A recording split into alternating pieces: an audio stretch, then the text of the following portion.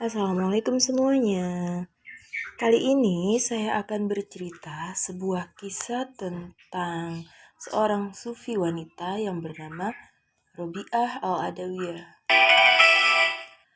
Robiah itu adalah seorang wanita dari keluarga miskin yang hidup sebatang kara karena kedua orang tuanya meninggal saat ia masih kecil.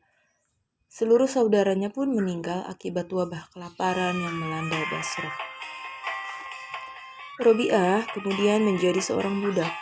Ia ditangkap dan dijual kepada seorang saudagar pemilik toko besar di Baghdad. Sampai akhirnya pada suatu malam majikan Robiah terbangun dari tidurnya. Ketika melewati kamar tidur Robiah, sang majikan terkejut melihat Robiah merintih serta menangis. Sang majikan penasaran apa yang terjadi dengan budaknya. Maka ia lalu mengintip Robiah lewat jendela kecil.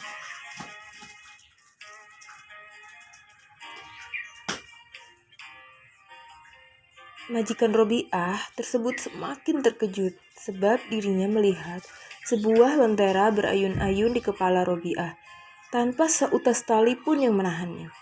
Setelah melihat kejadian itu, sang majikan langsung membebaskan Robiah tanpa keraguan. Jadi sang majikannya ini melihat karomah yang dimiliki oleh Robiah sehingga ia pun melepaskan Robiah. Robiah memang memiliki banyak aroma, sesuatu yang berbeda dari sewajarnya.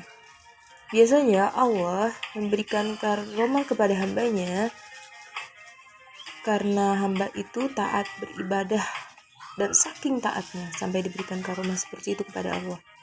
Diberikan karomah seperti itu dari Allah. Kisah karomah Robiah lainnya yakni saat Robiah tengah berjalan-jalan di pegunungan. Ada banyak binatang buas yang mendekati, hanya saja tak satu pun hewan tersebut menyerangnya. Sebaliknya, semua binatang itu jinak di hadapan sang ulama. Pada suatu hari, Robiah melakukan perjalanan ke Mekah, naik unta. Di tengah jalan, unta yang dinaikinya mati, lalu berdoa kepada Allah dan tak lama kemudian untanya hidup kembali. Salah satu kisah terkenal tentang karomahnya yaitu ketika Hasan Basri mengajak anak-anak sholat di atas air. Robiah pun menjawab ajakan tersebut dengan sedikit tertulis karena menurut Robiah tak perlu menunjukkan kemampuan spiritualnya untuk mencari popularitas. Robiah kemudian tanpa ragu melakukan sebuah bahasa terhadap Islam. Jadi manakala Hasan Basri sholat di atas air, Robiah menunjukkan bahwa ia bisa sholat di atas udara. Dan kemudian ia mengajak Hasan Basri untuk naik atas udara tersebut bersamanya, sehingga lebih banyak orang tahu dibandingkan sekedar sholat di atas air. Hal itu, Hasan merasa malu dan terdiam. Ia paham kalau cara tersebut merupakan sindiran untuknya.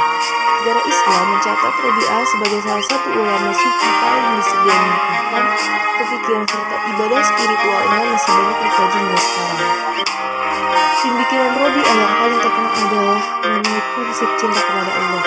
Baginya, menyembah Allah harus atas dasar cinta, sehingga bukan karena rasa takut maupun berharap masuk surga.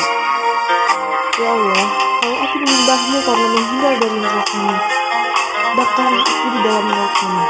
Tetapi kalau aku menyembahmu karena berharap surga, tutuplah pintu surga melekatku. Tapi kalau aku menyembah karena mengharap rahmat-Mu, jangan pisahkan aku dari rahmat-Mu.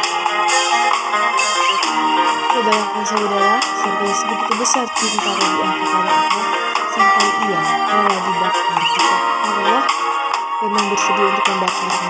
Dan kalau memang ibadahnya itu diniatkan hanya karena takut akan neraka Allah, maka ia bersedia untuk dibakar. Dan jika ibadahnya kepada Allah itu karena ia mengharapkan surga Allah, maka ia berharap dijauhkan dari surga Allah. Masya Allah, alangkah besar cinta Robiah.